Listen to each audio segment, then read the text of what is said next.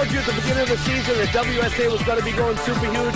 How big do you want it? You want big machine? You want big ear? That's what I'm talking about. This is it. Polaris Canterbury Snocross Round 4. Unbelievable. Big cities, big sponsors. You've got to stick around and check it out.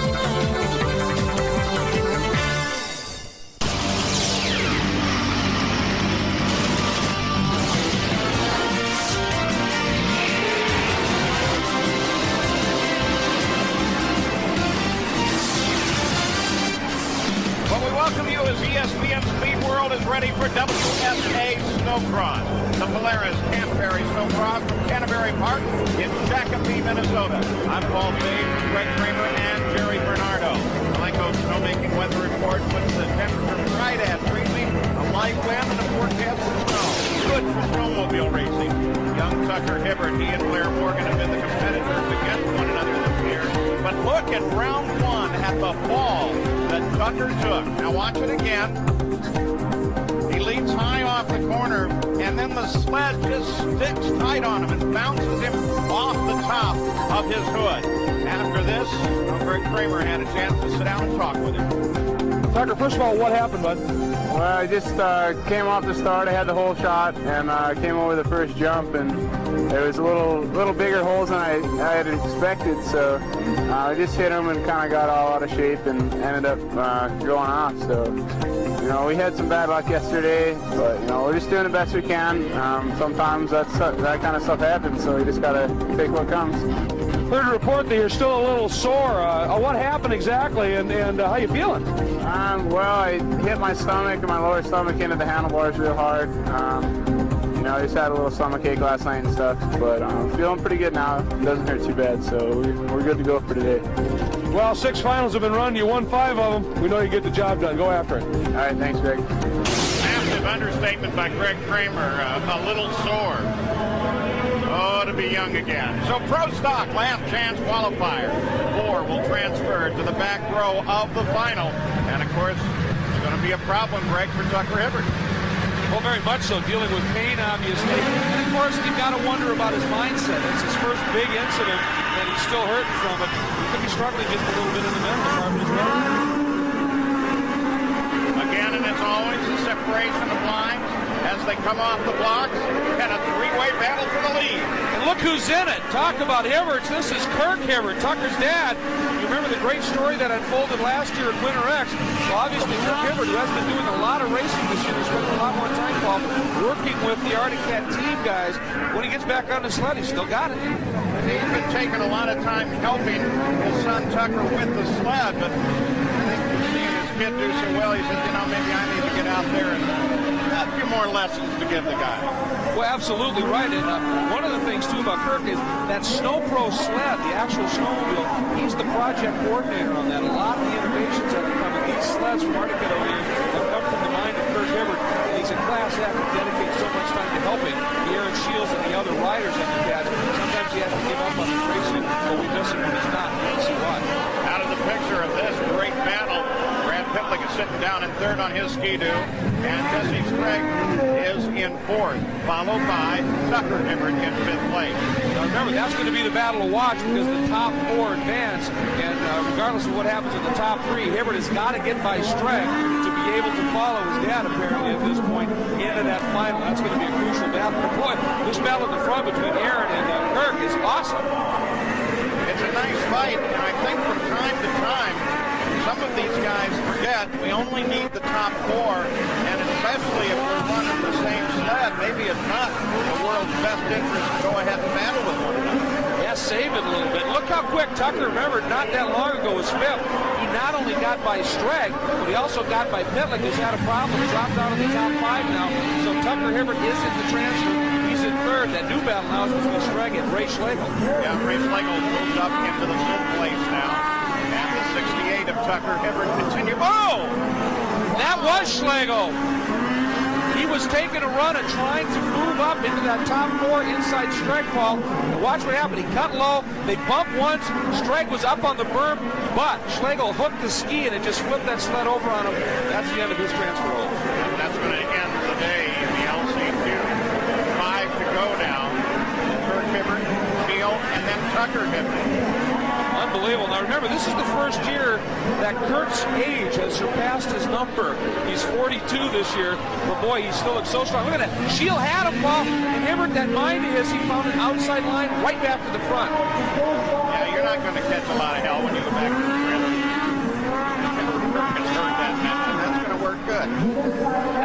Well, that's part of the game here. But one of the things, too, is Tucker's sitting back in third. He's watching what his dad is doing, and he respects his dad and Kirk's knowledge so much. Tucker is watching what Kirk is doing, and I bet you he is moving into those lines through not only this year, but if he makes it to the final. And again, Tucker goes just a little offline of Aaron Shield. Get a Facebook. Tim Mackey is down. Oh, Mackey went off, and look at the snowmobile buried in those hay bales. And good thing they were there where Mackey ended up sitting. He obviously got into him pretty good, but he stands up right away. Good side. Kurt Hibbert, Aaron Shield, Tucker Hibbert. There they are, 1, 2, 3 with Tucker. They're definitely closing in now. He's in a safe spot. He will transfer to the final there. Top 4 transfer. Just how bad do you think Tucker wants to beat that? He wants to get by Shield for sure and make it to Hibbert 1-2.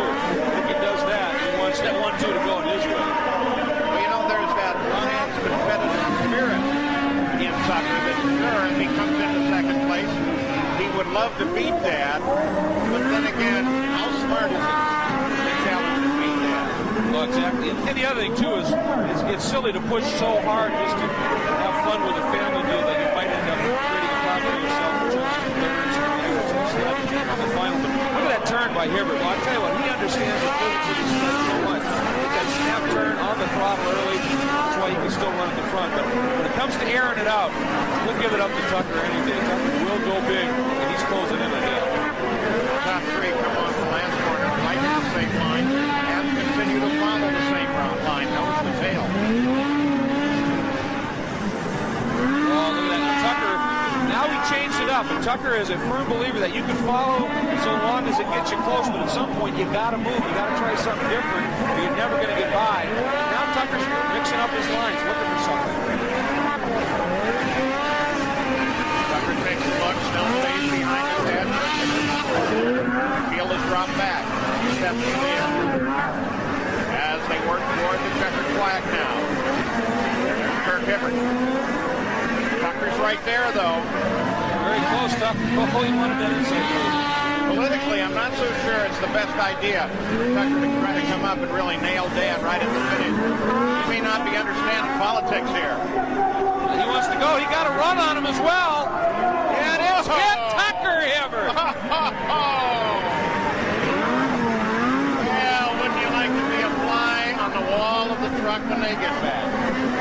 That's the margin right there, about a half a sled length. Look at Tucker look back at Dad. He's wondering how big a switch Dad's going to ask him to get. Yeah, you're on 4-week restriction, kid. It's a little wave over.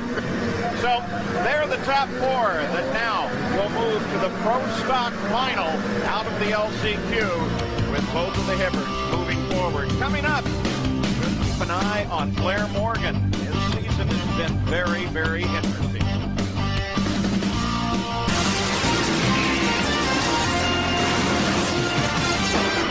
Here at the Polaris Canterbury Snowcross, they had some great snow. It was like Gaylord, real soft, real mealy, but overnight, 2 inches of snow. It's snowing still, and it's soft, wet snow.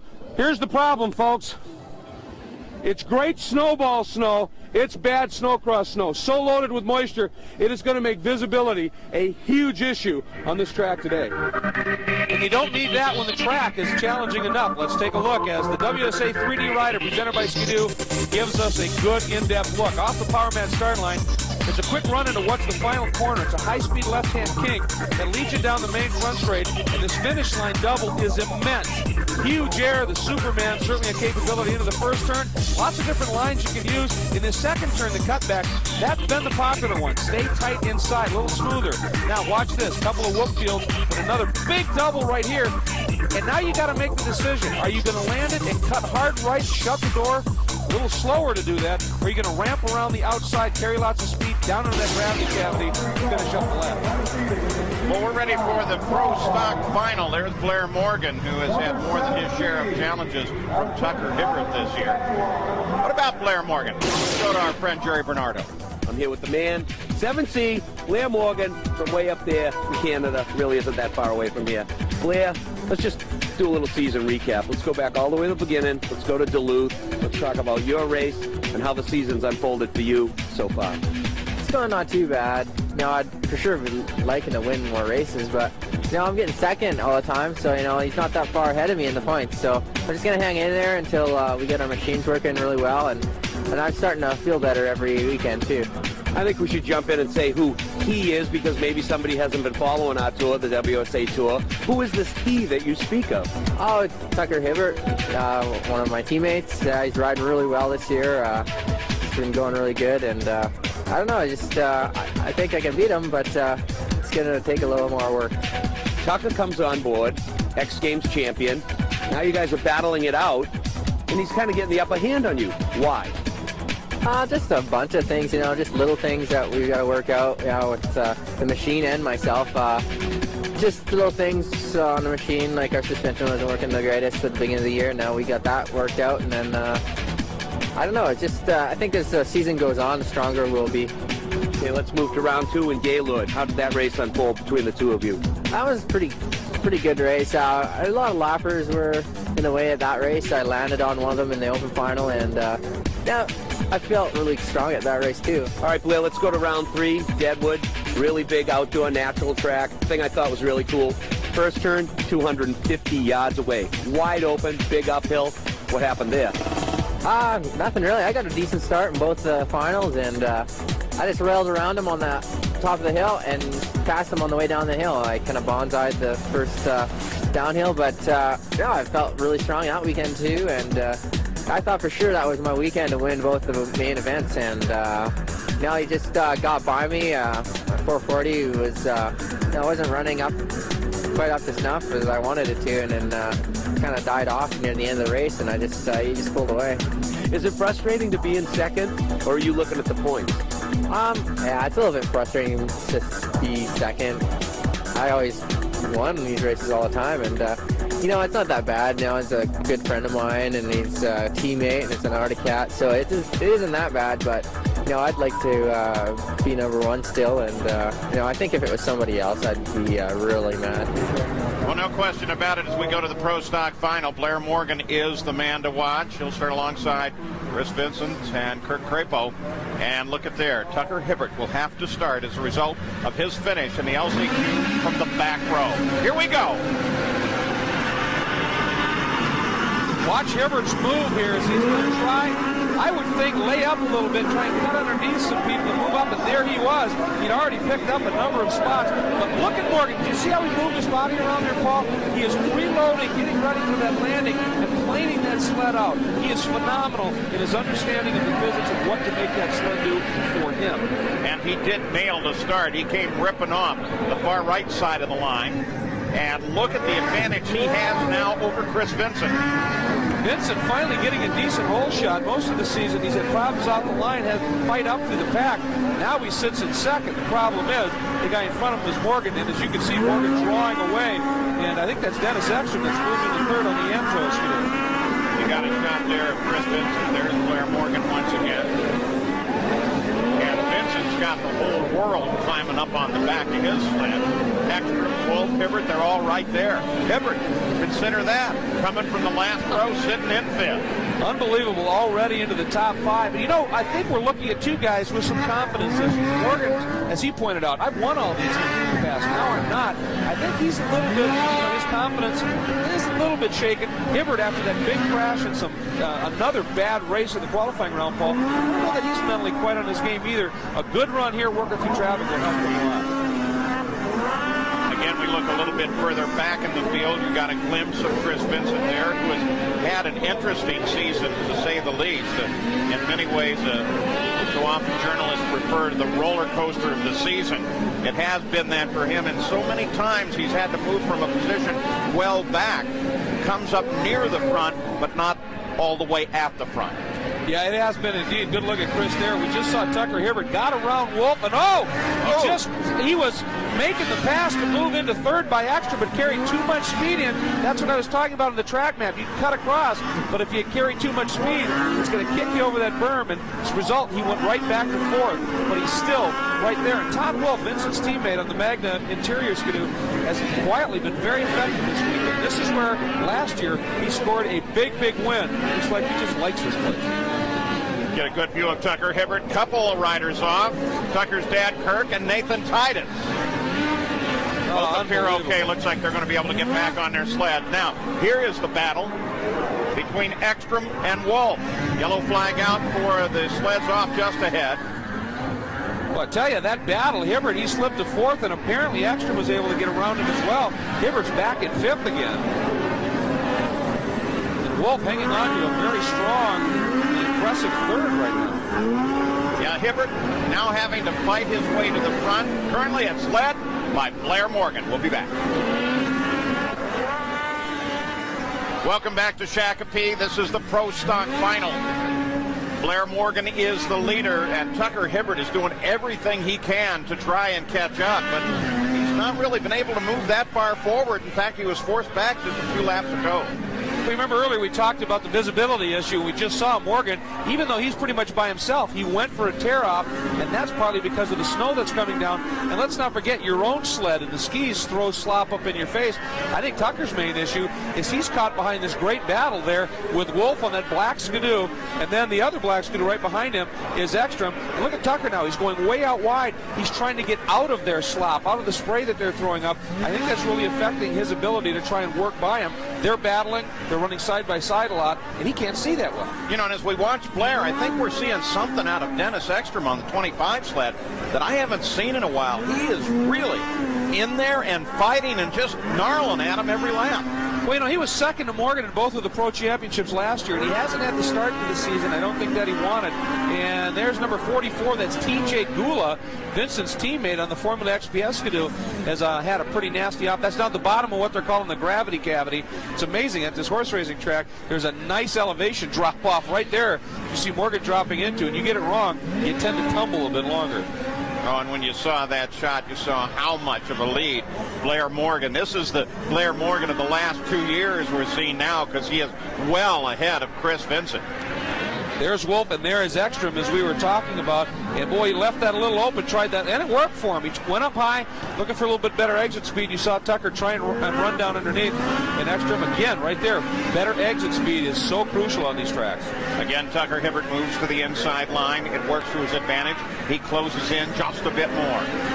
Well, right there, he was looking at maybe getting up and underneath Ekstrom, and Ekstrom got trapped behind Wolf in their battle, and that's what Tucker had to do, was just hit the brake, get out of it again, and that's causing some problems. There's Vincent sitting in second, very lonely right now. Sometimes, Paul, that's when it's tough to really keep your concentration and focus. You're not racing anybody. That's when you can come off your buggy, and Chris doing a nice job. Morgan unchallenged for the lead. Vincent unchallenged in second place. Here is your battle. You just saw it again. Tucker tried to run down the inside of Ekstrom, and by using that wider line, Ekstrom was able to carry just a little bit more speed in, get to the apex of that turn just before Hibbert did, and Hibbert had to give it up again. And when you get off of the throttle, this racing's so close, Paul, look at the momentum, that loss that cost Hibbert. And, well, that's Ibsen and Kohansky are off. Appears both of them are all right. Back to the leader. Ekstrom was able to get around Wolf just as we cut away to take a look at the incident. Dennis Ekstrom got around Todd Wolf. They start the final lap. Tucker Hibbert sits back in fifth place. Morgan and Vincent are unchallenged. But look at this fight. Here it comes again. That's what you're talking about. Ekstrom using those outside lines. He actually used the outside line going into the first turn to get around Wolf. He's got that one figured out right now. And, of course, Tucker's been watching that. We'll see if he starts to use that tack on Wolf as well. Blair Morgan on his final lap, looking at a pro stock victory here at Shakopee. Chris Vincent, barring any mechanical failure, will come to the line in second place. Line just ahead, and Blair Morgan's done it. A little bit of showmanship as he comes across the finish line. Blair Morgan has won the pro stock final. Here comes Chris Vincent. And that is your second place finisher. Ekstrom finishes in third. Tucker Hibbert got around Wolf for fourth. You know, the front of this race was decided off the line. On the outside right there is Blair Morgan, and he knew something. He was top qualifier. He chose that spot, and here's why. At the launch, as we slow it down, the black ski to a Wolf gets a better hole shot, but he's going to the inside of that left-hander that's coming up. And look how rough it is. Bump, bump, bump. It's very rough. Morgan, meanwhile, he's like a flat tracker. On the outside, just pins it. Vincent follows him through. It's a very smooth exit line. They had a lot better speed built up. There it is. And there's the official results with Blair Morgan taking the win. Let's go to Jerry Bernardo. You know, it's about time we saw Blair Morgan whip it and take a first in the 600 class. Yeah, it is about time. The sled's working awesome. It's a brand new snowmobile we got here this weekend. It's working great, and mechanic Barry and my team manager Jamie, we've got a total awesome setup now. I know the family's here. That probably feels good, having the support, the baby. Oh yeah, I wanted to win my first one with a boy at the race, so I finally did it. And there are the Pro Stock standings right now. It's been 5 races since Blair Morgan has scored a victory. And now Inside Cross, brought to you by Ride FX High Performance Shocks. Ride hard, we can take it. Here's Greg Kramer. Welcome to Inside Cross. Yo, folks, this is the part of the show where we try and give you some inside information, sometimes on new developments. And Nathan Titus here has a big one in the works. Nate, you're trying to develop a long track sled for the Pro Open category. Why? What advantage do you think this layout's going to give you? Basically, it's a lightweight, trick new design. Jack Strudlers and Holtz Racing Products have been working on it. It's basically the same sled a lot of guys are climbing with a little different design, a little more durable for snowcross. But as far as the long track, we're just trying to, I don't know, just kind of searching, looking for something different. The long track will span the bumps a little different. They track straighter, they run straighter. Right now we're having a little problem making it work correctly, but we're still working on it and trying to get it figured out. All that additional track, obviously more traction, but it's got to affect the turning a little bit until you get that figured out. Yeah, right now the biggest thing is that we're getting great starts. It runs awesome down the straights. Having some trouble in the corners, and it's not necessarily the track's fault. We're thinking we got a little bit of a light front end problem. We're not having enough weight on the skis right now, so that and in addition to having a longer track makes it a tough cornering sled. But the thing works totally cool in the straights, and we'll get it figured out. Another big story with you is obviously you had that big wreck at Duluth last year, kept you out for the season. You're back, you're riding great. The knee doesn't seem to be bugging you. They had to rebuild it, but you're having some problems with some staples, we understand. Yeah, the knee was totally rebuilt, and they had to put two stainless steel staples in my shin bone to hold a ligament to my shin, and the knee brace and the shin guards hit right on those staples, and the staples actually try to come through the skin from the inside every time I bump them. So it's a little bit of pain. It's like getting kicked in the shin 3 or 4 times a day. Well, when we come back, we'll take a look at Pro Open qualifying. The key action there.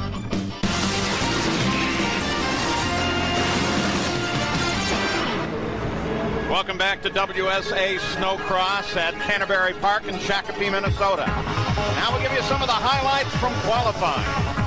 This is the Bud Light Pro Open category, and watch this. Coming up here, you're going to see a serious wreck by TJ Gould. Look at that, augered in, the sled came right over on him. His motor seized right as he left the jump, and that's like hitting the brakes. And what it does is it throws all the weight forward. Watch what happens. There he goes. Now the motor seizes right as he leaves. All that weight goes forward. He augered in, hit the bars, and then the sled landed on him. It was a tough incident, and here's the other view of it. You can see, I mean, it was a straight down landing, and he was a hurting puppy. Noel Kohansky went on to take the win.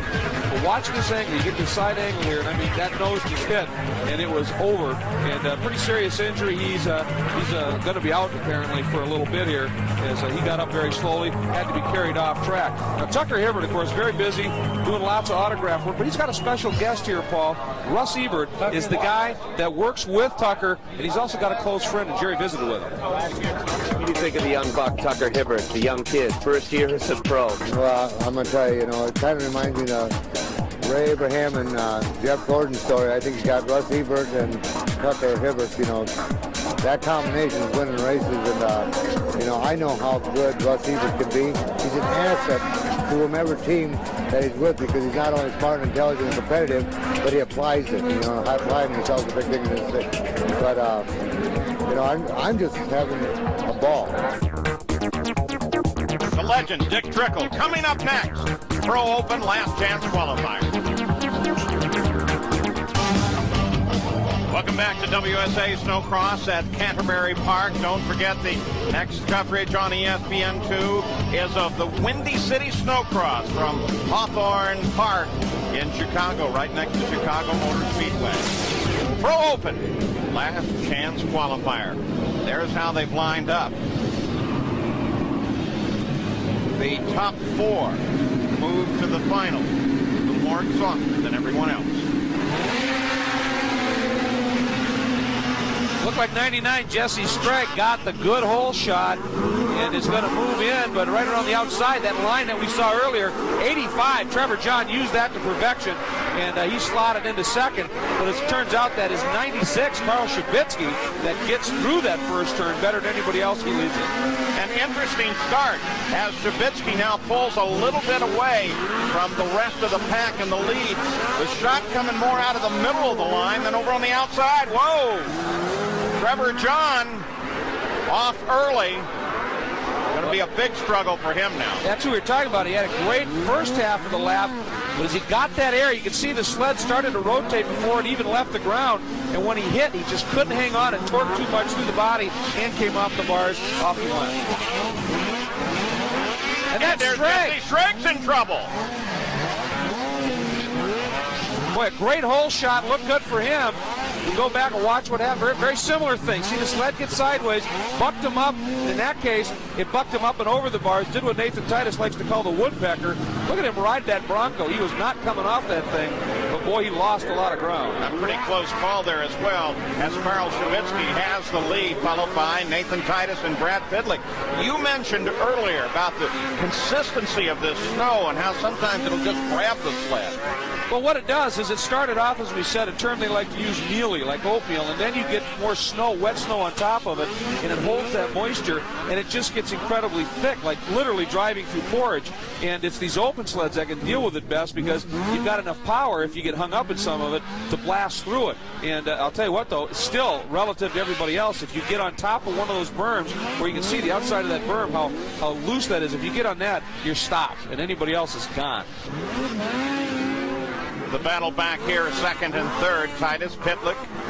Shabitsky has the lead, and Todd Tupper is the last of the 4 that were the flag to fall right now would transfer to the final. Good run by Pitlick there on that ISO heat skidoo, doing a nice job this year, stepping up full-time pro for the first year. He's a rookie in the pro ranks, running with the Warner Racing team as a teammate of sorts to Vincent Wolf, doing a nice job. And there's Todd Tupper coming off a big injury from last year, and boy, has he been on form. Well, it was a nice follow of Tupper, too, and give you a good chance to take a look at style. Here's the style of Carl Shabitsky. Shabitsky, sit down. I mean, he's a classic sit-down rider, but he makes it work. He's very quick with that. Titus, as you can see, he sort of mixes it up. He'll stand when he needs to, sit when he needs to. But, again, as we talked about, Shabitsky and Pitlick, too, is still sort of in the interim ground. He's working on that stand-up style a little bit, but there's still a lot of riders that they started with sit-down, and it's tough for them to make that adjustment. And there you see right there Tupper standing up quite a bit. Style that Blair Morgan has figured out so very well, but it takes tremendous strength. And when you see a guy like Morgan, tall and thin, you don't think of him as having that kind of strength, but he is incredibly wiry and incredibly strong. There's your top 5 as Hutchinson moves into the top 5. You saw a lap ago that we are now 5 laps into this, with Shabitsky unchallenged at the front. And you brought up a good point about the endurance here. Obviously, if it's if it's normal, light, fluffy snow, it doesn't take so much effort to work through it. These modern sleds, remember, when you go to the trigger, it rips through the body. There's a lot of torque. When you get on the throttle, get back off it, and then you're fighting this heavy, thick snowpack, it makes it very difficult, and it can really take it out of you. Boy, Pitlick has found a line, and it looked like it was going to work for a second, but that's part of the nature of this track. You find a smooth lane while somebody else is in the bumps, suddenly it all changes, and there Pitlick just shot underneath. But watch Titus, too, as he's going to now work the outside line, try and make that move, but Pitlick got there first. And the other issue, Paul, is that visibility. This wet, thick snow. You get a load of that in your goggles, it doesn't just fall off. I mean, it's a real problem. You got to be loving this fight. And take a look there as Pitlick, followed by Titus, both went to the inside line, continuing battle for second place. Yeah, now Pitlick looks to that inside line. Titus goes outside trying to make one. Now, see if Titus cuts underneath here. He tried it, but you see that snow, he made the turn and it just stopped him, Paul. Made the turn. It grabbed him completely up at the head. Karl Shabitsky, unchallenged. It looks like he's going to go without any problem whatsoever into the final in Pro Open. Here's the real question mark. Well, they'll both go, but how much are they going to have left? Remember all the energy that's going away in a battle like this. It's why you want to avoid the LCQ to start with. That's exactly right. And I mean, you look, you still haven't even seen Tupper come into the frame, so these guys have a huge advantage over fourth. It's a non-issue that they're going to go. Unless it's a sight game, again, I'm not sure why you fight quite this hard. There aren't any points on it. Yeah, I think that my approach to it, at least, would be look back to whoever's behind me and say, this would be cool here. We both are going to have to fight with one another a little later in the day. On the final lap, Karl Shabitsky is the leader, followed now by Pitlick, Titus, and Tupper. Those would be the transfer points. The other option for pushing so hard is looking for lines. I mean, obviously the track changes up. The more knowledge you have about where it is changing up, where you can go to find something can help here. But up front, boy, Shabitsky just reeled this one from the start. Absolutely, no question about it. Look at the tremendous advantage he has over second and third, who continue their battle right down to the line. Speaking of that battle, this was it a little bit earlier in the race. That's what I'm talking about, different lines. You can see Pitlick nosed ahead, then he hit a hole, Titus nosed ahead, Titus hit one of those big whoops. They, as a result, are pretty much bar to bar. Now look at that. There was a case of Pitlick in the air, and Titus's sled was down and working, but then Pitlick found that inside line, a little smoother, shot underneath, and he was able to make it stick at that point. It's official now. There are the four that will transfer to the Pro Open. And the Pro Open is what we have on the schedule coming up next. At Canterbury Park, we're ready for the Pro Open final. Temperature at about 32 degrees. The snow is heavy and mealy on the ground. It's going to be a long grind, especially for those four that came to the final through the last chance qualifier. Noel Kohansky was the top qualifier. He got his lane choice. And earlier, as we go on board with Aaron Shield in this great onboard video from the helmet cam facing backward, that outside line was the better start line, Paul. But Kohansky elected middle of the track, and it paid off. That short cutback move to the middle of the corner was much better. Well, and the bad news is you get time to time a glimpse of him as it buried Blair Morgan a little back in the field. There he is. But he's definitely got some work to do if he's going to come forward. Well, there he is, and look at that. That's Hibbert, who also struggled at the back, but he just made an airborne pass of Hibbert. Morgan, I think after that Pro Stock victory, Paul, it had been a while since his last victory in a final, and that really energized him. He's back. He knows he can do it, and he's back at it, pushing hard. Well, there's Vincent. And did you see what I was talking about? He got up on top of one of those berms with all that slop up there, and it just slowed that powerful mod sled down. And it took him a while to get back on the throttle. Well, Blair Morgan has managed to move into third place. You look back from Aaron Shield, that's Morgan in pursuit. You can see right behind Morgan, Hibbert just picked up fourth as well. So they're both on a charge. And there comes Blair. Blair gets into second place as he moves around Shield. Now set sights on the leader, Noel Kohansky. Now that the field's stretching out just a little bit, Morgan now, he can work offline, get out from that spray. He's so dependent on that visibility. And also, Paul, with the snow having stopped falling from the sky now, that's going to help immeasurably. Morgan putting it to good use. And Kohansky's nervous. He's looked back. He knows Morgan's there. A quick look back as we see Morgan. Morgan up to the inside. Morgan around and into the lead. Can Kohansky come back?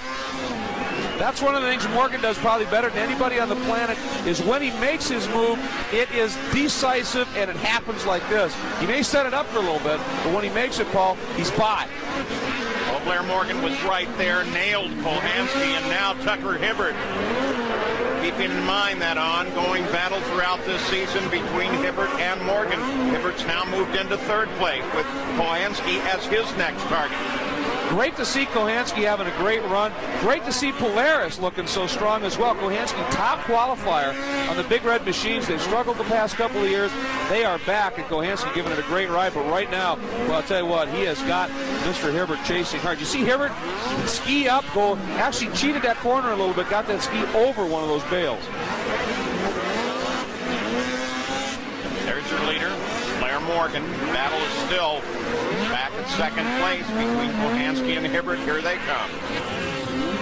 But Noel Kohanski riding exceptionally well, fending off Hibbert right now. And he's really happy with the way his modified, his open sled is riding. He really likes it a lot. Said we still have a little bit to go on it, but it's working awfully well right now. And on a track like this where you've got to get through that thick snow, he really likes what it's doing. But boy, Hibbert's relentless, isn't he? And there he goes. Oh, Tucker Hibbert again comes down to the inside, shoots past Kohanski, but Kohanski tries to come off of that corner. Pitlick and Tucker both in trouble. Kohanski tried to come right back, and Hibbert was not able to do it. Not able to do it, and that was a pass that Hibbert set up for a lap. He looked at that line before, watched what Kohanski did through that corner. The next lap, saw where Noel went a little wide, he sort of eased down, got on the brakes a little sooner, turned underneath, got to the throttle sooner, and shot through. But up front now, Morgan has opened up a long gap. You see that once again, went for the tear-off midair. That's when these guys can take care of business. When they're on the track, it is so rough and brutal. It's when they're 30 feet in the air, flying about 100 feet down range. It's calm. They can take a tear-off, wipe a goggle, look at stuff.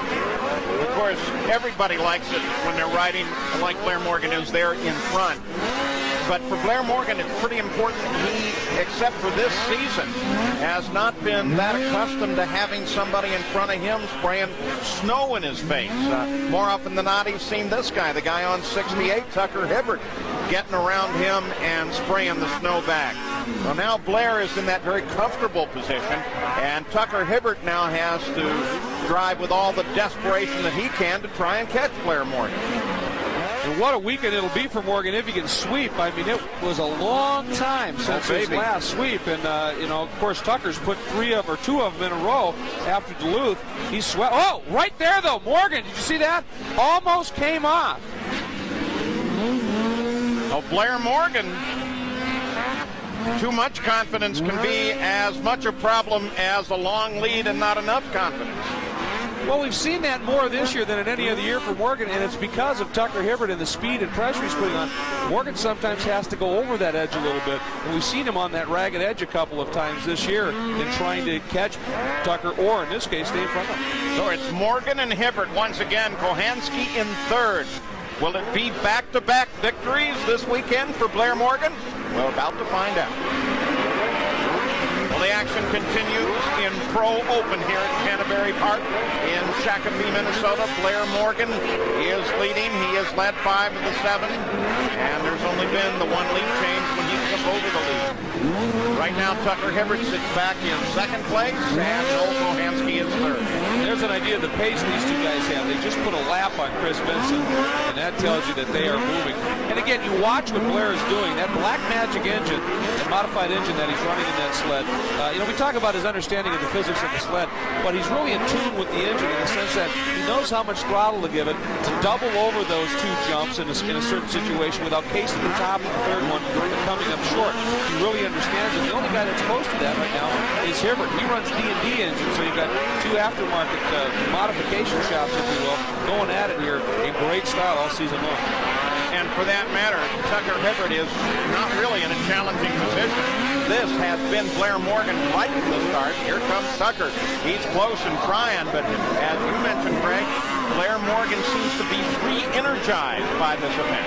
I really think so. I think he got that win, and it was a pretty dominant win in that Pro Stock final, and that's what he needed. He just needed to know he could still go out, ride like he knows he's capable of, but actually do it and get to the front and stay there. But at the same time, Tucker Hibbert didn't get the best of hole shots. He's closed the margin up, but he's probably getting a little tired. He had to fight through the pack, and this pack is tough. And on the other hand, for Blair Morgan, he had to fight really only the first lap, and then he was free of any snow dust, and he blasted in the face and moved right into his style, which is smooth riding. It's not all that easy when you consider the nature of the snow here today. As Greg said, it has been mealy, and that is very tough to race on. Tucker Hibbert looking good in second place. And there's the victory. Blair Morgan takes the checkered flag. Back-to-back wins. Pro Stock, Pro Open. Tucker Hibbert finishes in second place. What a great ride by both. But for Morgan, it's been, what, midpoint of last season since he got that broom out for the sweep. Boy, did he do it. So let's take a look at the start. This time we're going to look right there at Kohanski. Now, he's more in the middle. He was the top qualifier. He can choose where to go. He chose there. And remember, Morgan, that outside line worked in the Pro Stock Final, but this track has changed so much. Watch right here for Kohanski.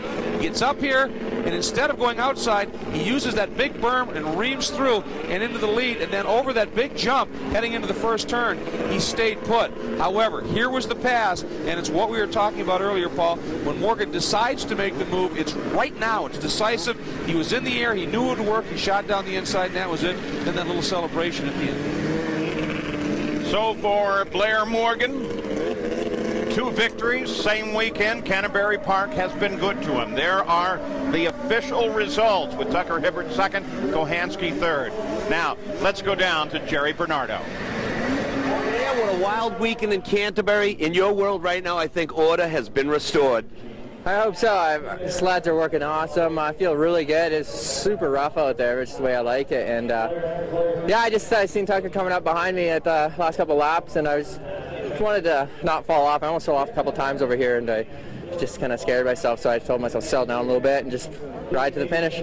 After watching Tux take so many wins, you were kind of fed up with that. You wanted to roll up here right in the middle spot on the pod, so you warmed up on the Pro Stock, and now we're here in the mods. Yeah, it's awesome. I finally win 2 in one day, the way I like to do it, and yeah, I'm getting sick of seeing him win. It's time for me to win. Anybody you want to shout out to right now? Because I know the family's here. Yeah, my boy Corbin's here watching the race, and I got to thank Barry, my mechanic, for having such an awesome sled this year. All right, congratulations. Good job, man. Thanks, Jerry. All right, Tucker, good racing is when the lead changes hands, when one guy wins, then another guy wins, and now you and Blair are starting to share the glory. Yeah, just riding out here. Blair's riding really awesome this weekend, and you know it's always fun to be battling with him and be on the podium. But you know, first is where you want to be, but second's just good enough. Well, the points gap widened in Pro Stock. In Pro Open, it closes down a bit as Blair Morgan nibbles away on the current lead of Tucker Hibbert. Our next coverage comes from Hawthorne Park in Chicago. We'll see you there on ESPN2. Congratulations to Blair Morgan for the double victory. This has been a presentation of ESPN, the worldwide leader in sports. For more, log on to ESPN.com. I'm Paul Page for Greg Kramer and Jerry Bernardo. We'll see you in Chicago.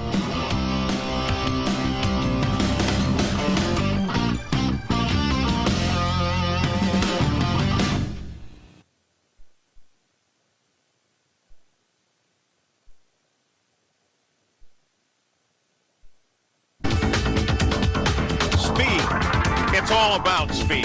The track is Deadwood, South Dakota, and for the first time this year, we see major elevation changes and long straightaways.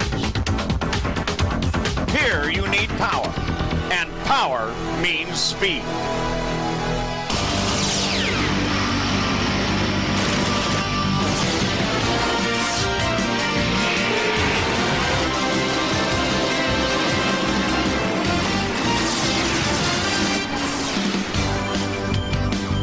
Hi, everybody, and welcome to the beautiful Black Hills of South Dakota. I'm Paul Page with Greg Kramer. We're at the Deer Mountain Ski Area, Deadwood, South Dakota, for the Arctic Cat Deadwood Shootout, WSA Snocross. There's the Lenko snowmaking report. Nice warm temperatures and a bright sunny day. And there's the magic guy of the season, Tucker Hibbert. He has been awesome. 4 finals have been run leading into this event, Paul. He's won 3 of them. He is not in this last chance qualifier. He's already in the final.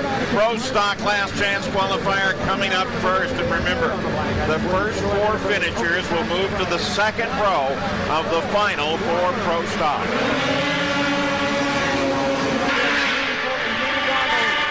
And you ride.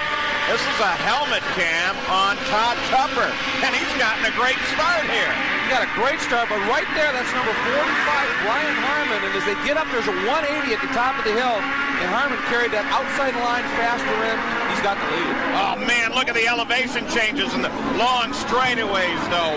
While Brian Harmon comes down the hill, picking the lead up early with a really great start. But early on, he's being challenged. He's being being challenged by Todd Wolf. Used a little bit different line on the downhill that looked quicker. Not quite enough. It got him to second, but Harmon still leads. Harmon, Todd Wolf, and then the entire pack. And Todd Tupper is right there with that pack right now. Matter of fact, that's Reimer that just got by Tupper, so Tupper's on the bubble. He's in fourth. That's the last spot that will advance. Harmon, Wolf, Reimer, Tupper, McDonald's just behind him. There are your top 5. Top 4 advance, as Greg suggested. Tuffy McDonald, the guy right there, just coming into your frame, number 47. He's one of the Western riders, perhaps a little bit more used to the elevation in terms of the climb as well as breathing, working on his lungs here.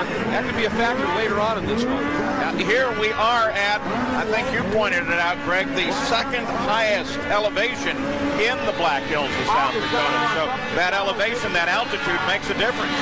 Well, coming from sea level, where the first 2 races essentially were run in Duluth, Minnesota and Gaylord, Michigan, you come down to about 5,000 feet. That's a mile up. That definitely has taken its toll on some of these riders. A number of riders, in fact, have come out for an entire week early to train, trying to acclimate a little bit. And of course, you have to rejet the machines as well to make sure they breathe right, but the only way you're going to get the human being to breathe right is make sure he's out in the high altitudes plenty early. Yeah, it's easy on the sleds. It's a mechanical fix, takes about a half hour. For the humans, it takes a good long time to try and acclimate. You're right. And you can see the different lines being used there. Harmon likes that outside line in, gives him more speed into that left-hander. And meanwhile, Wolf working the very tight inside. And Tupper just got nailed and pushed back to 5th place, so he is out of the transfer spot right now. Yeah, that's Drew Haug. Drew didn't get the greatest start, but he's been just plucking them off one by one. Very consistent ride, and he has moved up into 4th. And now Tupper, he's in trouble of not making this final. You can see he's starting to push and fight back a little bit. Tupper tries to come back, moving to an inside line, but he's got his work cut out for him. There are 4 cats in the top 5, interrupted by that lone skidoo of Todd Wolf. Watch the downhill run here. There's Wolf far to the left of your screen, and Reimer, the guy on the far right. Now Reimer goes to Harmon's line, way outside, trying to carry more speed. Here comes McDonald, and you can see, Paul, he's starting to ease, or excuse me, that's Haug, and he's starting to ease away now from Tupper. Tupper on number 30, you see him in pursuit of the 51. He's still in contact with him, certainly can catch up should there be any hesitation whatsoever during the run. But time is now beginning to run out. There's a great view of the elevation change. That's turn 2 and then the climb up the hill into the hairpin, and they plummet down that same drop. Now, right there, look at the red number 85. That's Trevor John, and he is starting to try and make a play here. He's moved up into the 6th spot. He needs 2 more, Paul, but he's definitely closing in quickly on Tupper. Deer Mountain ski area here is absolutely magnificent with bright sun, temperatures at about 40 degrees. It's making for a great day of racing. Snow is staying in great shape. Final lap now. Who will the top 4 be that will transfer to the Pro Stock Final? Right there, good look at Trevor John. Interesting story. On his way here, a propane tank came loose in his trailer and ignited the whole side of the trailer, and they had to drive it into a ditch to put it out. They're working out of that same trailer, but after, 3 years, we finally got a nickname for him. He's being called the Torch. Trevor the Torch. Takes a look there at Tupper, but again, that's just for 5th. And right now, Drew Haug looks like he may have just enough in hand unless he has a problem. There doesn't appear to be any challenge that Todd Tupper is going to be able to mount as they work on the final lap, but Trevor John is able to do a little work on Tupper there. Meanwhile, it's the last turn. Here it is, and whoop, Trevor John got Tupper for 5th, but it's not enough. So they go to the line as predicted in the final laps. The Pro Stock LCQ is now complete. And there are the 4 that will advance now to the Pro Stock Final with Brian Harmon on his cat, taking the win over Todd Wolf on a skidoo. So the Pro Stock Final will be coming up next.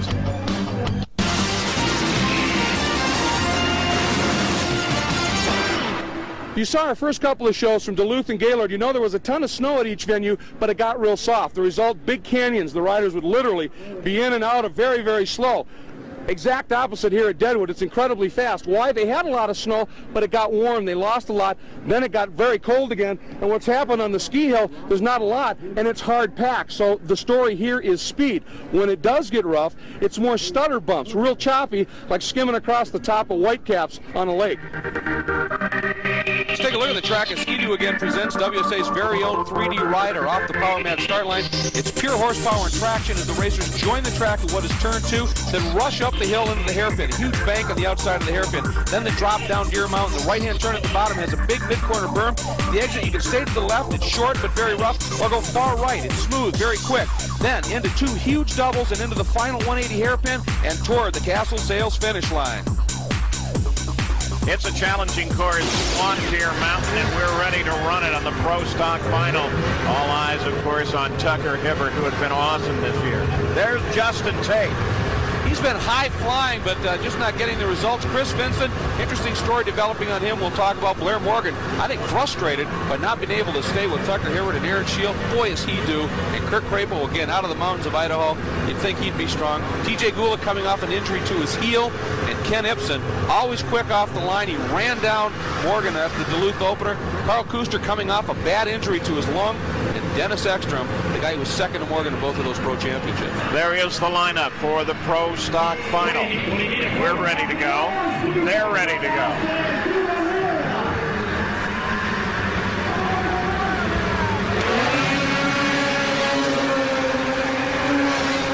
Keep an eye on 68.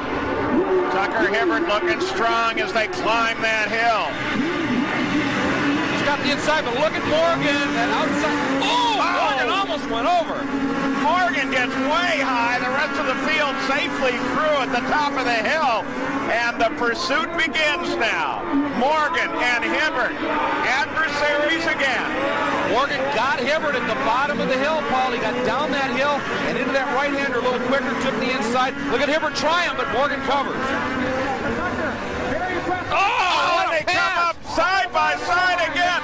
And at the line, I'm going to call it as Hibbert, but it's close. They both get caught in snow. Unbelievable. There's that berm right in the middle of that first turn, and Hibbert's line forced Morgan up onto the berm. He caught the edge of his track, and it just parked him, Paul, and that is what allowed Hibbert to draw away. On board with Shield, another great view. Look at the visibility issues. Yeah, Shield sitting back in 4th place right now. That snow blasts up into your face. He, of course, is chasing right now Blair Morgan, who's fallen back into 3rd place. Carl Kuster came around into 2nd. Unbelievable run for Shield, and they had some very warm temperatures here during the midweek lead-up, Paul. Then it got cool last night, and what's happening now, the top of the snow, instead of being a little slushy, has iced up, and it's very fine snow dust, and it blinds you on your way up the hill. You can see, too, some of the fluff. You get into it, it really hauls these stock sleds down. Blair Morgan comes back into 2nd place as he comes around Kuster again. The view from Aaron Shield. Kuster riding just to his outside. Tucker Hibbert, though, what is Blair Morgan to do? Hibbert is just ripping him up this season. Well, it's just a matter of Blair has talked about. He's been waiting for some good competition. He figured it would be Hibbert when Hibbert stepped up to pro this year. But I think Morgan might be just a little shell-shocked by the performance of that young guy. And right now, Morgan, as you can see, drawing away from Kuster and Shield. But in front of him, Hibbert's drawing away from Morgan. And Hibbert gets bogged down again in that corner. Everybody's having trouble trying to get around there. That could make a world of difference toward the end of this run. Still plenty of time, 7 laps to go. Right now, Shield sits back and forth with that helmet cam, giving some great views, but 68, Tucker Hibbert, he has found a line up the hill, Paul, and that's all important here at Deadwood. That climb is so crucial that you've got to carry all your speed, keep it up all the way to the top of the hill, and somehow Hibbert is finding the line, like I mentioned in the course description, skipping over the top of those jumps. Not only is he riding well, his crew, Russ Ebert and, of course, Dad, Kirk, they have that sled set up immaculately. Just gave you a great view of the top 5 all the way down through Justin Tate. Let me ask you, though, Greg, how do you think Blair Morgan is dealing with it now? I would see him as shell-shocked with this season. I think so. I think he's been rocked a little bit. As I said, he knew he'd have competition, but I don't think that that he'd be decimated. And one thing with Morgan is when he passes you, normally that's it, and he draws away. Well, with Hibbert, he's passed him a couple of times this year, and Hibbert has repassed him, and you can almost see it take a little wind out of Morgan's sails. He just hasn't had the answer. And of course, Morgan is not used to riding with a lot of dust and snow dust and slop in his face. Visibility is so important for him, and when he's chasing somebody, he's right in that all the time, and he just hasn't been able to get a handle on Hibbert yet. Now, this year, a lot of the fans come up and say, what's going on there? Blair Morgan was so dominant, all of a sudden this kid comes out of nowhere. Well, that's true, and then it isn't true. He's young. It's his first time in the pros because it's the first time he's really eligible for the pros.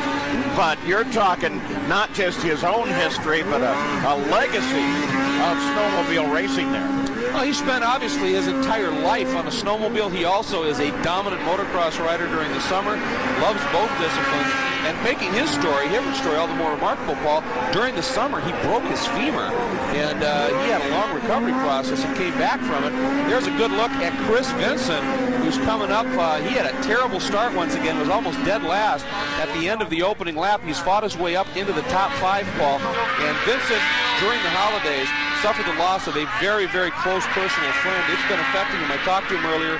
He said it comes and goes. He said the only time he doesn't think about it is when he's racing. And he's obviously focusing very hard right now on what a great run he's put from dead last to 5th. Tucker Hibbert takes a look back to see exactly where second place Blair Morgan is. Here comes Morgan in second place. There's his location. Morgan still has time to catch him, but it is going to be tough. Third place Carl Kuster and fourth place Aaron Scheel both come up the hill. Nice shot of Kuster as he rounds at the top. And right now he's really under attack by Scheel. And Chris Vincent up to 5th place once again this season, charging forward, having to deal with all kinds of traffic to try to get back to the front. Again for Chris, a frustrating season as well. Well, that's absolutely correct, and of course Scheel, he's overdue as well, so one would certainly expect to see something soon here, but Vincent, the drive of this race. We'll be back with the last lap. Back at the Deer Mountain Ski area for the Deadwood Shootout. And we're seeing once again a pattern that's established itself. Hibbert leading, Morgan chasing. Big change from last year. Big change from last year, but the other part of the pattern is those two have their own battle, and then it's an immense gap at almost every race this year back to 3rd. And those battles, which is Kuster, Aaron Scheel, and Vincent right here, sitting in the 5th spot. Those two, Hibbert and Morgan, have been able to run so fast together. It's been interesting racing, but then there's that big gap back to the rest of the pack. Everybody else is going to have to dig a little deeper and come up with something here. Of course, Vincent, he might be able to do it, but he's just wondering what the heck might happen if I ever got a hole shot. Well, the other thing, too, excluding Vincent on a ski-doo, just looking at the Arctic Cats, it can't be all sled. It's really got to be all racing. Well, it is. I mean, obviously that hydraulically coupled double rear shock unit we talked about in the Arctic Cats, as that comes in and they continue to make it work better and better, it's a factor. But these guys up at the front, those lead two, they have a discernibly different style, and it works. Right here, a huge move by Vincent. I think he may have got him. Whoa, he did. Vincent coming down the hill. Just nailed Scheel, moved into 4th place. We're now on the final lap. And Vincent is suddenly charging hard. Well, not suddenly, been doing that the whole run, but we're beginning to see the results. Yeah, he's up to 4th. I mean, unbelievable. If he were to be able to pick Kuster up, that would be 3rd from dead last in a podium. That would be immense. But for Carl Kuster, he's in line here. He's had a very quietly, very effective ride. Scheel tries to come back at Chris Vincent. There is a quick shot of Vincent as Scheel looks back to see who might be challenging him. Vincent pulls away on the climb up the hill. Scheel's right there. This is the battle on the course. It's a fight for 4th place. Tucker Hibbert takes the checkered flag. No surprise there. Blair Morgan comes across in 2nd place, and the battle is a little further back as Chris Vincent on another desperate ride. Right in front of him is Kuster, and I don't think, unless Vincent gets help from Kuster here, he's not going to get it. Kuster gets the podium. So Kuster comes home in 3rd place, and Chris Vincent finishes up 4th. That's the run. Pro Stock. Let's take a look at a couple of the moments here. Here's where Hibbert ducks underneath right here as they're heading now. This is the two big doubles into the final 180 hairpin. Morgan looks like he shuts the door. Watch Hibbert. Tucks down tight, goes to the throttle, squares it up, looks over. They actually bump right there. Now when they landed, watch what happens here. Hibbert's going to come through. He shuts the door. Morgan hits him with his skis. It gets Morgan up on his side and into the top of that berm where it's just real fluffy pack, and it just bit him down. Now we go to that great pass that Vincent made for fourth. Out of the hairpin at the top of the hill. Shield moves right. Vincent, though, just absolutely tapes it. Vintage Vincent just says, it doesn't matter. I'm going to hold the throttle open and ride it out. And he does. Now watch from Shields onboard as Vincent goes by. Right here, Chris has just got it taped. He's up and crossed up. Sideways, doesn't matter. He's just drilling it. The results are official. Tucker Hibbert has won it. Let's go now to Jerry Bernardo. Jerry? Corporal Crush, I have never seen you get a bad start. But what were you thinking when the first turn was about 250 yards away up a huge hill? Oh, I don't know. You know, we got off the line real strong. Blair was right there with us, and you know, Arctic Cats are pulling hard up that hill. You know, we're always green out front. Yeah. What about the downhill? He kind of bonsai, tried to get by you, but you put it back at him over here near the finish line. Yeah, it's you know, there's a lot of different lines on that downhill, and you know, it's just hard to find the fastest line. Blair had a fast line down there, and we got Miami, and then just made the repass after the finish line. You don't feel like a rookie anymore, do you, huh? First year as a pro, and you're just swamping it. Oh, I don't know. We're just having fun. That's a good job. Thank you. Yeah, I wonder if you ever really could have thought of him as a rookie. Maybe when he was 2. Tucker Hibbert, there's the leadership in the Pro Stock point standings right now. And coming up, Greg Kramer has the inside on Inside Cross. We'll be right back. Welcome back to Deadwood, South Dakota, the Deer Mountain ski area, and the fans here. This is the largest crowd we've ever seen here. It's time now for Greg Kramer and Inside Cross. Inside Cross is brought to you by Ride FX High Performance Shocks. Ride hard. We can take it. Welcome to Inside Cross, everybody. You know, Skidoo's support of its racers over the years has really been legendary, but there's been a little bit of a change in terms of the company's focus for the pro level of the Snocross Worldwide Championship this year. I'm with Bill Fullerton, Skidoo's new race director. What exactly is Skidoo doing differently for the pros at this level this time? Pros at our super team level, we've included some payout or payback, whatever you want to call it, within their contracts this year rather than separately. And with our regional series, we're going to have payback from women's, semi-pro, and regional pros to cover them. So when you say super teams, you're talking like Warner Racing, Chris Vincent, and Todd Wolf, and Shearing Speed Sports. Correct. Shearing Speed Sports, all the guys that are included with Steve Shearing and with Mark and Ron Warner's teams, exactly. But a few years ago, Skidoo raised the bar in terms of support of semi-pros, up-and-coming racers. That's still alive. Yes, absolutely. Yeah, we're very strong on the support of the semi-pro guys to move them up through the ranks and keep the momentum going.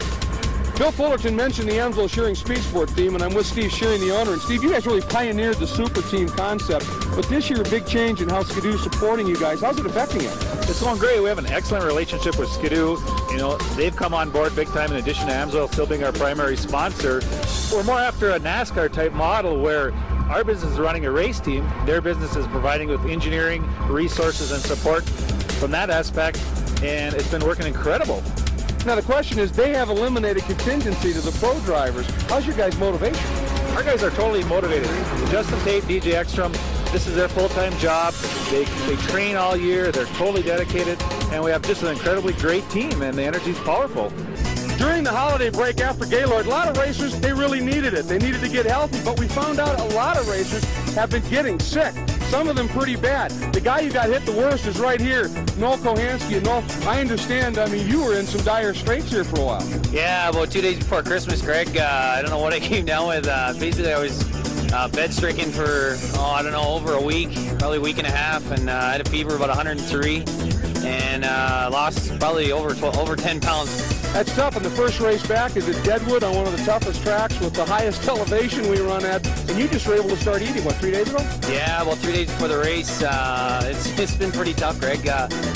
My mechanic put his foot down. He says the day after New Year's we're coming out here. He says you got to at least get acclimated to the elevation and stuff, and that's helped a lot. I mean, we got out here, 4 days early and did a little testing and did some cardio training, trying to pick back up where I left off. And I mean, I'm not 100%, but I'm doing my best anyway. So. Well, coming up, we have a treat for you. The champions of the future. It's Junior Snocross. That's coming up next. Welcome back to Deadwood, South Dakota. They call it the Junior Snocross Challenge. Champions of the future. And they are fun and fun to watch. These drivers are ready to go. The stage is set. The flag man is ready for action. Folks, after at least a couple hours of rigorous training, Wyatt Harwood. Dynamic Dominic Bobo. The Spearfish Kid, Seth Harwood. The Golden Girl, McKelly. The Sundance Kid, Hubbard. Let's make some noise for our Junior Snocross competitors. And we're off in green.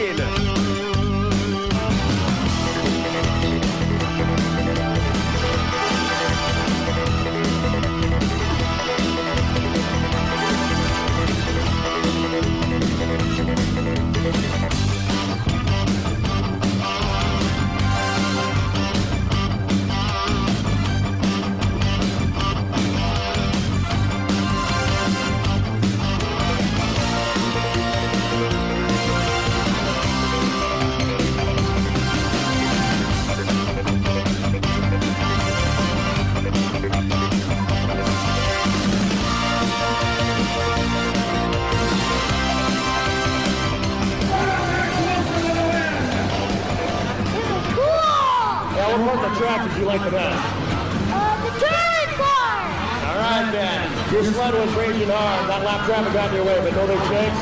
Yeah! You want to go kiss the trophy girl now? Yeah! That's great when you can pick Max Wilson up the winner to interview him. Coming up next, the Pro Open Qualifying.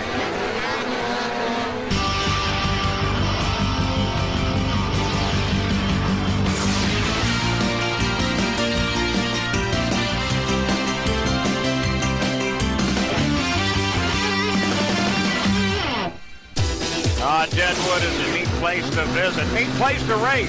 Here's the action in Pro Open Qualifying, round 3, heat 3. You notice Dave Brown's back. He off that injury in Duluth. The doctors said it would be 2 to 3 months recovery time. It's only been 5 weeks. He's not 100%. He told me earlier he was real worried about contact. And look at this. Off, hits, and crashes, but you notice how he bailed off the sled very quickly. He had wanted nothing to do with twisting that ankle around. He said his ankle's fine as long as it's flat. But whenever he needs to roll it over, Paul, that's when it's problematic, that's when it hurts, and that's when it's damaged. Yeah, he anticipated that crash and rolled over ahead of time. Yeah, he got well out of the way on that one. Now you see Aaron Scheel, a big lead in this race with some good battling a little bit deeper in the pack. That's Carl Shabitsky running there in third on the Polaris. And he had a very strong run as well. Wasn't an easy one, but he was able to come through and pick up third. Round 3, heat 4. The story here, Paul, was Chris Vincent. He's on the inside, coming up into the hairpin at the top of the hill. Looks good, making a serious run at this one. Watch what happens on the downhill right here. That is a high-speed major off. Chris Lucky stands up right away. I think he just sort of sat for a minute and realized, yeah, oh God, I'm okay. Goes over to his sled and is going to fire it up and drive it down to the bottom of the hill. However, the sled is in some distress. I mean, he got it running, but it's not a healthy machine. Now, we're going to go back and take a look at this in slow motion. Now, watch this. He's trying to double over that second hole, misses it a little bit, augers in, and comes off. He's okay. The sled's in serious question, Paul. All right, well, the question is going to be whether or not he's going to be able to get that sled repaired, whether he's okay, and whether or not he is going to be able to make it through the LCQ into the final. Let's go to Jerry Bernardo. Okay, you're Tucker Hibbert, and I'm Jerry Bernardo. Here's the scoop. Jerry has all these things, little question blocks. Pick one, and then I'll ask you the question that pertains to it. I'll take Glory. Glory. Tucker, Snocross would not be where it is today without what? all the fans coming out here and supporting it, definitely. If it wasn't for them, you know, we wouldn't have anything to race for. We're out there to have fun, but we're also here to put on a show, so definitely the fans. Tim, I'm only going to take a moment of your time. I have 10 categories. Can you pick one, and then I'll ask you the question that pertains to it? The race. Lined up, waiting for the green. What am I thinking?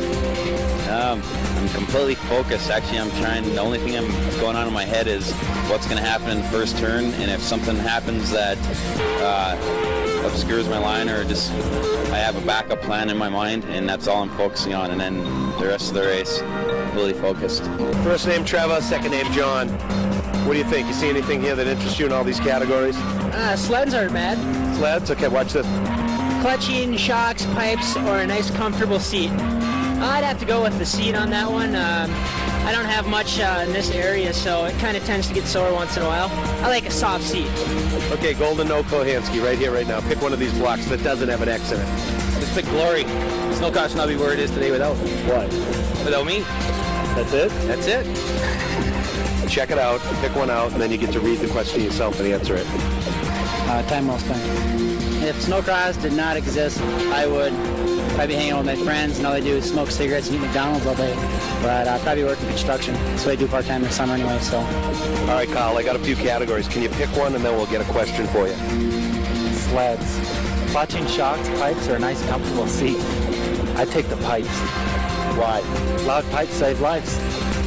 Can you pick one and then read the question I will give you to yourself and answer it? What are you looking at here? Time well spent. If Snocross did not exist, I would probably flip burgers at McDonald's or any other kind of fast food restaurant and get all greasy and stuff. Good stuff, Jerry. Chris Vincent, he's the big question mark. He's going through the LCQ once again, and it's coming up next. Welcome back to Deadwood. We're going to take another look at the incident involving Chris Vincent in that Tropen qualifying. He right there flips, but it was right there when it snapped over, hit the skis, and then snapped over. It broke the steering column. The entire steering structure on that sled is an absolute mess. Now, Chris was able to get it to the bottom of the hill, but look at this. They are thrashing on that sled right now, and look who's right in there with it. That's Chris Vincent in the T-shirt. This is not a guy who's a superstar who sits back. He's going to do whatever he can to make this work. Jerry, what's going on with that sled? Chris Vincent and the rest of your crew are working feverishly over a little bit of a damaged sled there. The whole Bud Light thing kind of crashed up. Kind of barely made it into the LCQ. You going to make it? We're going to make it. We're just lightening up the sled. He did that to take a little weight off, you know, so he can, you know, put the Bud Light, take a little weight off.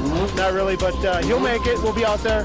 And it's been an interesting weekend. We had another driver break his femur.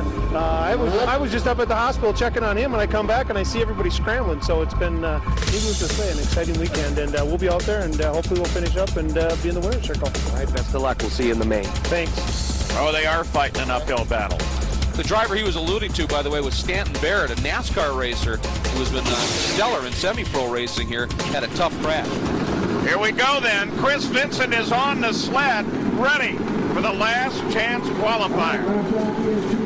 Oh, this is going to be an interesting run, though. We've seen Chris Vincent have to come through the LCQ just a little too often this year. Still, that's the way the game's played. Flag is up, and they're off. One thing you have to wonder about Chris Vincent, always a very hard, go-after-it racer, but what's his mindset? You know, he's ready for it, but whenever you've got massive damage to a sled and a thrash rebuild like that, you've got to be wondering about the confidence in the sled itself. Be interesting to see how Chris handles that. Oh, and this is going to be a tough LCQ. Once again, it's the top four that transfer, and it's anybody's game right now. Very even at the front. Look at all the different lines being utilized. One, everybody's searching for some visibility, and two, everybody's looking for any advantage they can take, and Vincent right there sits in sixth. So Chris Vincent with two positions to have to catch up to the front of the field. And Todd Tupper is the first to come across the line, followed by Justin Page, Curtis Crapo, and Chris Vincent moves into fourth place. Right after I said Chris Vincent sits in sixth, he doubled into fourth, and who's that? And one of the cats is just an easy tip over, but it's going to cost him huge. Earl Reimer. Earl Earl, an interesting little incident there for Earl, just kind of like he stopped and fell over, like something from the old comedy show. Well, that's one of the problems. A snowmobile versus a motorcycle has a three-point stance, and it's wide and it's heavy, and you can't just put your foot out and save it like you might a bike. And obviously when it got over on him, his balance went off. He just couldn't get it righted, and it cost him dearly. Noel Kolansky, you got him a little bit earlier with Jerry Bernardo, a guy with a great sense of humor. You ride with him right now as he's caught back in the pack. Look at that jump. Oh, is that cool? Yeah, that's, as we have pointed out before, when everything goes calm for these guys, that's when they're about 30 feet in the air. And that's when they take care of a lot of business. That's when they'll go for a tear-off, wipe their goggles, whatever it takes. But up front right now, Todd Tupper has got a nice margin built up. And Kirk Crapo second. Look at this battle here. Vincent working over Tate. Oh, yeah, two Skidoos battling back there, Vincent and Tate. Crapo on the Polaris in second place. And look who's in fifth. Dennis Dermis at the back of this group of five here. They call him the Mountain Rocker. He comes out of Colorado. He's had a tough couple of years. He looks to be back on form, having a good weekend here. Pro Open last chance qualifier. Tupper, Crapo, look at that battle. Two Skidoos continue to go at it. Tate and Vincent. And you might wonder why, if you're in the top four and the top four automatically transfer, there's no points on the line, why are they racing so hard? Well, if you're in fourth and you're on the bubble, you'd like to move up one more spot, get that buffer of another sled that the guy in fifth is going to have to work by to get to you. So Vincent's pushing pretty hard here, and he got him! Yeah, he got that buffer just as you were talking there as he moved around Justin Tate and into third place. So now it's Tupper, Crapo, Vincent, and Tate with a sled off to the right side of the course. That's Carl Kuster, and having a problem getting the sled restarted. Sometimes when you have these crashes that are high speed and they tumble a lot, these sleds are still carbureted, and what happens is it just really messes up the fuel inside the carb, and it takes a long time to get them unflooded. 2 laps to go. And Chris Vincent's in the right place. So is Justin Tate. Tupper leads it, followed by Crapo. They've strung out now. That was always interesting to me. You can tilt the sled to one side, and it's fine. When you tilt it to the other, get all the oil running down through the carbs and everything. It's all screwed up. Yeah, they could be fairly finicky, obviously, but that's part of the challenge of racing a snowmobile sled. Fuel injection is being explored, but what happens with fuel injection? It gives you more on-demand power sometimes, and it helps at elevation because it's easy to just remap everything as opposed to rejet. But they like the carbs because it gives, carburetors tend to give you a little bit more top end. And I'm thinking, too, you go to engine management, fuel injection, adjust for altitude, and all that kind of stuff, and now you're talking money, money, money. Final lap, last chance qualifier. Tupper, Crapo, Vincent, Tate, that's the lineup. And right there's Tate as he comes through. And right behind him, you just got a glimpse of Dermis. And he's got about 20 lengths to make up on Tate in one lap. That's tough to do. One thing about Vincent, obviously he has tremendous confidence in his Warner Racing crew. They told him it was fixed. As bad as that sled was mangled, he hasn't doubted it. He's driven it as hard as he had to. Yeah, you wonder how mentally you can actually establish that. I guess it's that level of trust, We got it all together. Have at it. And then you go out and nail it. So that's what makes up a champion. Chris Vincent, third place as they run to the line. Tupper is going to take the win on this. There are no real challenges coming at the front of this field at all. There is Tupper as he takes the win in the LCQ. And the top four will come to the line. Chris Vincent gives it a big wave. He recognizes that's a pretty major accomplishment for him and his crew. And there are the four that will now advance to the Pro Open Final. All right, DJ, what are you going to do with this black Skidoo to end this green Octocat domination here at Deadwood in the big Pro Final? Hopefully get a good hole shot and put an end to it. ESPN coverage of WSA Snocross. Our next coverage is the Polaris Canterbury Snocross, coming to you on the 31st of January on ESPN2. But right now, it's Pro Open Final, Deadwood, South Dakota, at the Deer Mountain Ski Area. They're on the line. We're ready to see some racing. Here is the way they will line up. There is the front row with Tucker Hibbert and Claire Morgan going to start off side by side. The back row, keep an eye on 46, Chris Vincent, who is once again charging his way forward through the LCQ. He's got to be exhausted by now, considering the altitude here at 5,000 feet and that accident.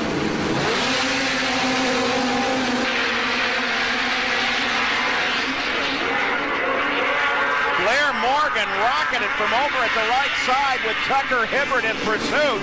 And here they come. Oh, they jam one another at the top of the hill. Side by side, they come down the hill. Morgan with a slight advantage. Absolutely brutal first corner up there where they got together. They both just stayed on it. Morgan got a little bit better run down the hill. And now look at them. They're both working the far left on that short shoot into this left-hander at the very bottom of the hill. And it gives them a better angle in and better speed out. And they both adopted that line. Obviously, Hibbert wants by, but he also is not going to do something that's going to cost him a lot of time in his pursuit. He's going to follow Morgan's lines when they work, and he's going to work his own lines when he catches them. And already, look at the margin they've opened up over Tupper. Seems to happen every race, but Todd Tupper sitting back in third. 3 cats running first. Oh! Morgan gets in trouble. And they come down the hill. Hibbert takes the lead. Morgan comes back. Well, once again, Morgan, you don't see that happen very often, and just his immense skill kept him on the sled. But now that's going to motivate Hibbert. He's going to know that Morgan is running right on the edge. And look at the move. Hibbert cuts to the inside here, Paul.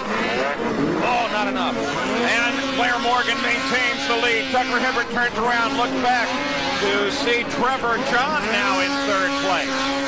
But you noticed Hibbert's move when they got down to the bottom of the hill, that left-hander into that chute, into those doubles at the bottom. Hibbert's got a very sweet line into that corner. He's going to try and employ that again, I would think. It was very effective. Just didn't get quite enough of a run. Blair Morgan very wisely pulls the line down a little bit, right standing up to the top of the hill. That style that he's almost patented in this, and then Tucker Hibbert follows in it. Now keep an eye on second place Hibbert. What's he going to do to work on Blair Morgan? See, he cuts in a little sooner right there. It gives him a little bit straighter line, better on the throttle. Now Morgan gets there first, and Hibbert... Oh! They both get bogged down, but Tucker Hibbert makes a turn on the inside, and he comes back to the front. That was a classic cutback move. You know, that was set up, Paul, the previous lap. Morgan knew Tucker had a good run in there, some work and carried. This time, just a little bit more speed into that turn, and Hibbert watched him go a little wide and set that up. This kid is something special. Racing is a lot power, a lot speed, and an amazing dose of psychology, trying to figure out what the other guy's going to do and be where he doesn't expect you. And I'll tell you what, Trevor John sitting there in third, that's as close as anybody has been to this duo up front at any point this season. Trevor is absolutely flying on that Blair. Good point. He is, in fact, hanging in there, and we, from time to time, have seen moments of brilliance out of Trevor John, and I expect we're going to see more of them. He really has just seemed immensely motivated this weekend. I don't know whether it has something to do with the fire in the trailer or if everything's just sort of coming together. I mean, he's been quick in heats all season, but it's all come together at the right time for him this weekend. Okay, let me try the line. The torch is on fire. What do you think? The torch is lit, absolutely, and he is keeping the heat right on these two guys up front. One mistake from either of them, and Trevor will move up another spot or two. So, I mean, that's, you got to stay close. 2 Arctic Cats, and then the Polaris of Trevor John, then Todd Tupper's Cat, and Dennis Ekstrom's Ski-Doo. Those are the top 5. Decent parity in that top 5. 3 Cats, a Polaris, and Ski-Doo. Obviously, the Polaris and Ski-Doo would like to up those numbers a little bit. And back on board with Aaron Shield. Oh! Across the bows move by Vincent. Chris Vincent, he may not always be at the front, but he is guaranteed to always be spectacular. The checkered flag when we come back. Final laps now here at Deadwood, South Dakota. The Arctic Cat Deadwood shootout. It is still a battle at the front with Tucker Hibbert leading and Blair Morgan once again trying to catch him. They've stayed fairly close, though. Tucker's just been walking away very slowly from Blair Morgan. Yeah, again, Tucker's really been finding some sweet lines out there. Morgan as well, but I can't say enough about Trevor John. As we mentioned before, a lot of people have lost touch with this duo, and he's not letting that happen. And Todd Tupper and Dennis Ekstrom, along with number 40 right there, Ken Edstrom, that battle that sits there for fourth between those three sleds, they're not that far adrift of Trevor John. So really, this is the closest we've seen the top 6 or so since the season started oftentimes. This is a very, very good race. Yeah, Tupper and Ekstrom are definitely not letting up at the front. Number 68, Tucker Hibbert. Blair Morgan back about 5 seconds right now. So that is an immense distance considering that we're in the final 3 laps of the run. And I think Morgan's closing in just a little bit. He's closing in, but then he does something like that where he carries a little bit too much speed into the top of the hill, ends up skipping over the berm that he wanted to actually ramp off of, do a motocross brake turn to get down the hill. And that's the kind of thing that happens when you're in pursuit and you're driving a little bit on the edge.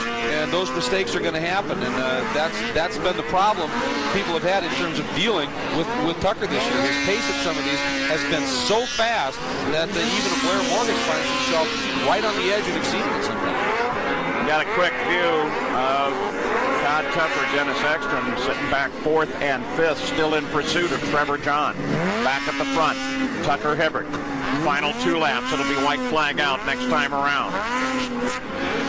As you take a look at the current points, you wonder why is it so close? Only 3 separating Hibbert and Morgan, even though Hibbert has won both of the pro finals so far. It looks like he might win this one. Remember, you get points in those qualifying rounds, and a total of 55 points are available if you sweep everything, all 3 of your qualifying rounds in the final. Well, Morgan's been incredibly effective in qualifying and kept it close. As they start the final lap now, Blair Morgan's frustration of this season looks like it's going to continue. He is still in pursuit of Hibbert, and unless something desperately goes wrong at the front with Tucker Hibbert, it looks like he is on his way to yet another checkered flag. And for Blair Morgan, who's had such a couple of promising great seasons, he is now having to sit in this 2nd place, and you know he's just not happy with it. Trevor John is 3rd, Todd Tupper back and 4th, Dennis Ekstrom is 5th. One thing you have to wonder about is, this young kid, Tucker Hibbert, all he's doing is getting more and more confident with each and every one of these wins. And, well, I'll tell you what, the sky's the limit as he comes up. There it is. Congratulations to Tucker Hibbert. He's done it once again. Trying to think of a new way to say that Tucker Hibbert has won, and it's getting increasingly difficult. Followed to the line, of course, by Blair Morgan, who is right behind him at the finish. Here comes Trevor again. What a great ride. His first podium of the season, and he's got to be so thrilled with that. Let's go back now and take a look. Always in these races, especially with a climb like this, the start is absolutely crucial. Now watch what happens up here. There's the bump. Hibbert reacts nicely. Morgan says, well, I'm not going to make the cut, so I'm going to float outside. And Morgan actually put that to use, Paul. He just got on the hammer a little sooner and taped it down the hill and led by the time they got to the bottom. And that paid off huge. Now, right there it is, another angle on it. You can see Morgan almost came off. I don't know how he stayed another on. lap. Yeah, right there. And that's when Tucker got down underneath him at that point and picked the point up. But again, somehow Morgan on the downhill run, just like there again, I mean, right on the edge, exceeding it, but making it work, doubles over that huge hole. But watch this. This is where Tucker cut down low, and look how much sooner he was on the throttle. And right there, he does the slide job, comes right across Morgan's nose. That was the pass that gave him the lead. He'd hold to the finish. It's really not so much as we look at the results that Blair is a lesser racer this year. He's just being matched. Let's go to Jerry Bernardo now and talk with our winner. Tucker, we talked about competition. It looks like it's you and Blair every weekend. But you put the move on him down there before the finish line. What happened? Blair drifted just a little wide, and I snuck up a little cleaner and got a hold of some good ground, got some good traction, and then just kind of passed him over the jump there and beat him to the corner. Okay, talk to me about the course real quick. That downhill is nappy. It's getting rough. It took about 3-4 laps to get a good line figured out. First few laps was kind of sketchy coming off the hill. Is bumps sideways, you're just flying everywhere. But after a while, we found a good smooth line and just rode smart. Second pro sweep, both classes. Your thoughts in a nutshell, kid? Just keep trying. Can't predict anything yet. We're just having fun and do the best we can. All right, congratulations. Thank you. Well, he may not be able to predict, but now with the addition of the Arctic Tech Deadwood Shootout, there the pro open point standings with a 6-point lead. Tucker Hibbert over Blair Morgan. It's still quite a bit of time to go in the season. 6 pro finals have been run this far in the season, and Tucker Hibbert has won 5 of them. I think he's made the step to the pro rather nicely. So another great year, definitely well on its way in WSA Worldwide Snocross. Tucker Hibbert, the man to watch, with, of course, Blair Morgan still very much in the fight. It's going to be a great run to the end of the season. We've seen some other guys, especially in this final here, starting to close the gap up. This season's got a lot of life left in it. This has been a presentation of ESPN, the worldwide leader in sports. For more, log on to ESPN.com.